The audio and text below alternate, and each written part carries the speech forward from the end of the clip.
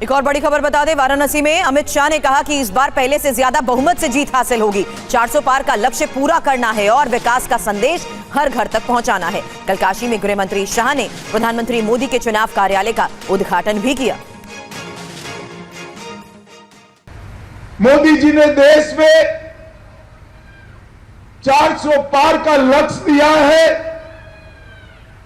400 पार का लक्ष्य करने का जिम्मेदारी पूरे देश के भाजपा के कार्यकर्ताओं की, परंतु हम सब काशी के कार्यकर्ताओं को 400 पार के लिए 4 चीजें करनी है।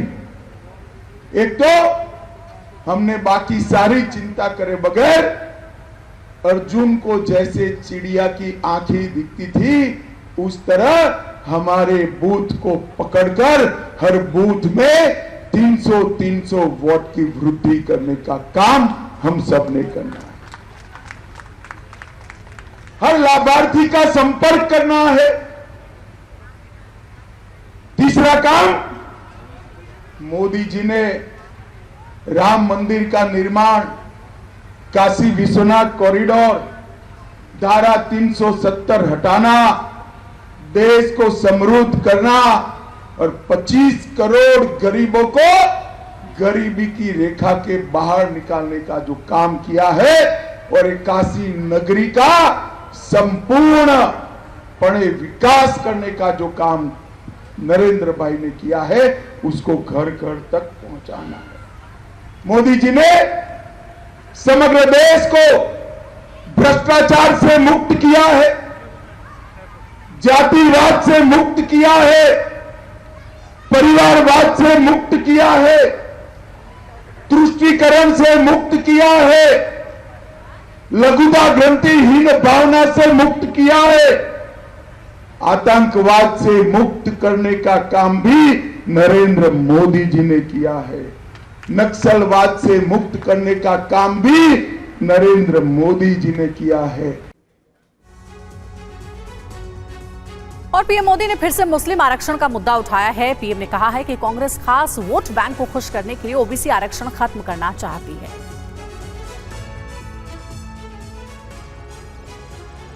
मिशन मध्य प्रदेश पर पहुंचे प्रधानमंत्री मोदी ने आरक्षण के मुद्दे पर कांग्रेस पर करारा प्रहार किया। पीएम ने कहा कि कांग्रेस अपने वोट बैंक को खुश करने के लिए किसी भी हद तक जा सकती है।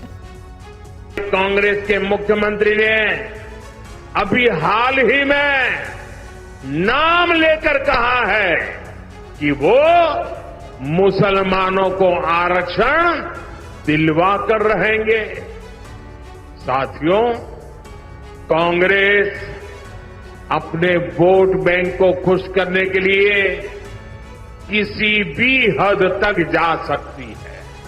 पीएम ने कांग्रेस पर दलितों, पिछड़ों और आदिवासियों से नफरत करने का आरोप लगाया। सामने आ गया है कि कांग्रेस पार्टी दलितों, पिछड़ों, आदिवासियों से कितनी ज्यादा नफरत करती है।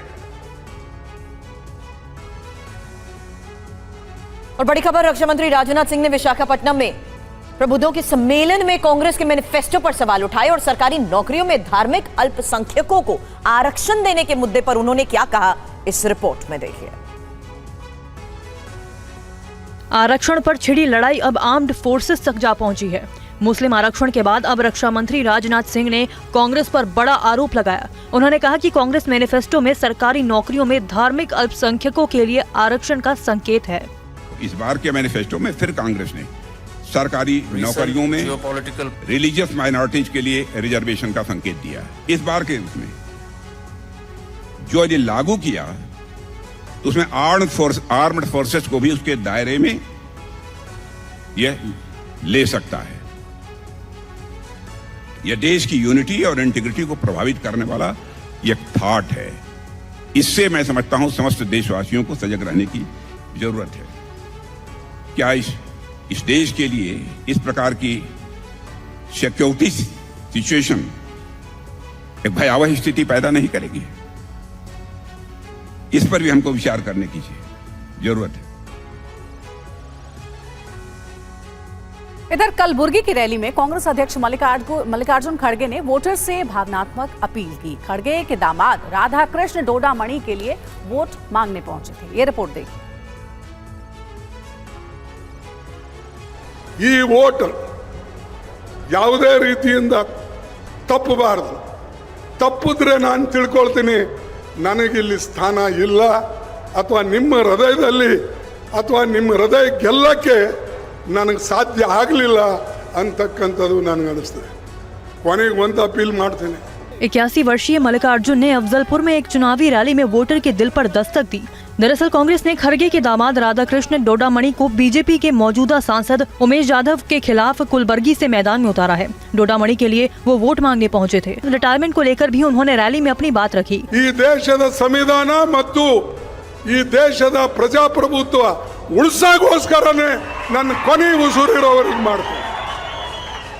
ಕೊನೆ ಉಸಿರಿರೋವರೆಗೆ ಇದು ಹೋರಾಟ ನಡೆದಿದ್ದೆ ನಮ್ಮದು.